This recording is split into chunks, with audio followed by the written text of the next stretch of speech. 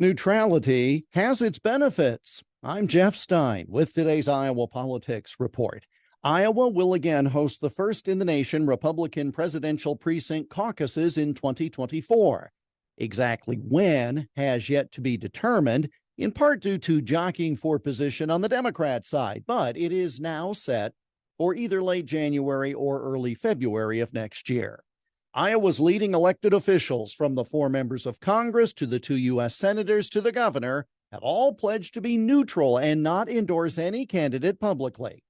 That's smart to help Iowa be as open a process as possible so as many candidates as possible come here and campaign, and not incidentally spend money. Rarely has a top Iowa Republican elected official endorsed anyone in the caucuses. Now, Governor Terry Branstad did endorse fellow Governor Lamar Alexander one time, and Senator Charles Grassley endorsed fellow Senator Bob Dole on another occasion. Those were due to personal relationships, so they did not keep other candidates from participating. No allegation of a rigged process was ever made.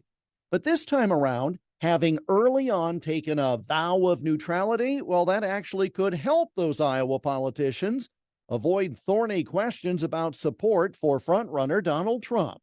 Now, I have no doubt that each of them could quite skillfully navigate the waters and properly respond to any question asked, but you know how folks like to stir things up, and constantly trying to see if elected official A was ready to renege on a Trump endorsement would take a lot of air out of the room and improperly steer focus away from, heaven forbid, discussion of actual issues.